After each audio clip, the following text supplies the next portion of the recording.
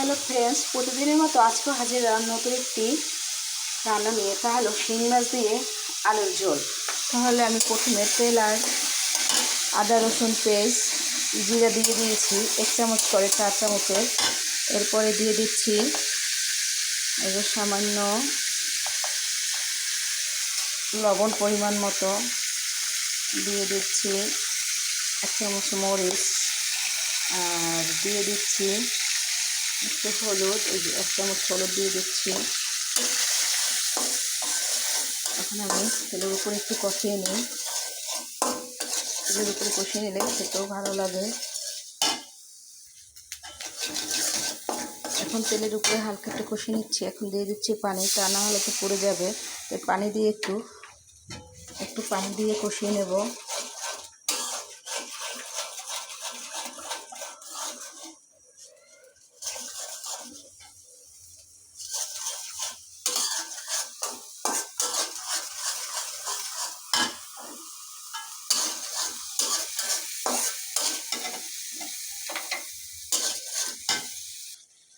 এখন আমার মশলাটা কষানো হয়ে গেছে। এখন দিয়ে দিচ্ছি আমি একটু শিং মাছগুলো দিয়ে কষিয়ে নেব। এই যে শিং মাছগুলো,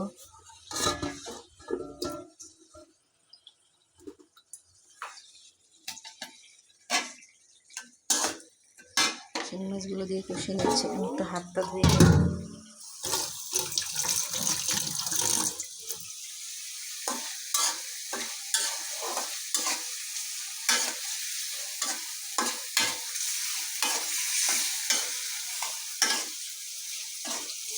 আর এই শিং মাছগুলো কষিয়ে আমি একটু উঠিয়ে রাখবো, একটা পেলায় উঠিয়ে মশলাটার সাথে আলুগুলো দেব। হ্যালো ফ্রেন্ডস, এখন আমার শিং মাছগুলো কষানো হয়ে গেছে।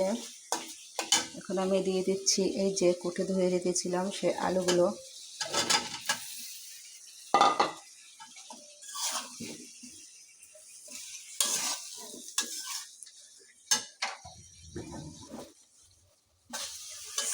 এখন আমি আলুগুলো একটু কষিয়ে নেব। কষিয়ে আমি দিয়ে দিব পরিমাণ মতো পানি।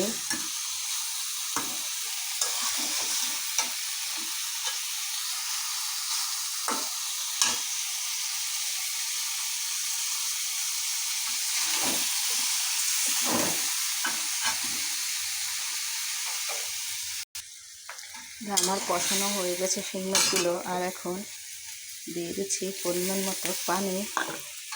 এই পানিটায় আমার শিং মাছ আলু সেদ্ধ হয়ে যাবে। আমি আরেকটু পানি দেবো, এরপর আমি উঠিয়ে ফেলবো।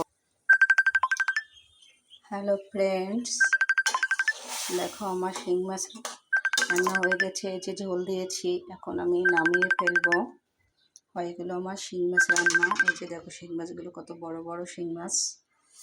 আর এভাবে যদি শিং মাছ দিয়ে আলু দিয়ে রান্না করো, শিং মাছের ঝোল খেতে খুবই ভালো লাগবে। আর উপরে দিয়ে দিতে হবে একটু ধনিয়া পাতা। আমি ধনিয়া পাতাগুলো কেটে রেখেছি, আর একটু আলু সেদ্ধ হলে পরে দিয়ে দেব। তবে আমি আর ভিডিওটা বেশি লং করতে চাই না, কারণ বেশি লং ভিডিও কেউ দেখতে চায় না। মানে সবাই চায় যে একটু তাড়াতাড়ি করে কিভাবে মশলা সব কিছু দিয়ে কিভাবে রান্না করা যায়। আর ধনিয়া পাতা তো সবাই দেয়, সবাই জানে।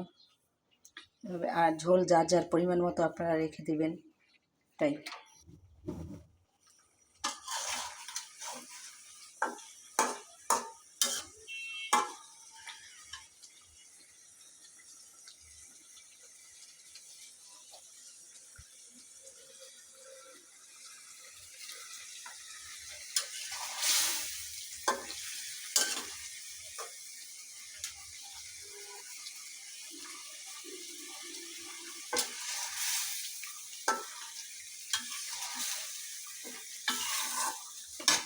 এখন আমি একটু ঢেকে দিচ্ছি। ঢেকে দিলে আস্তে আস্তে সেদ্ধ হয়ে যাবে।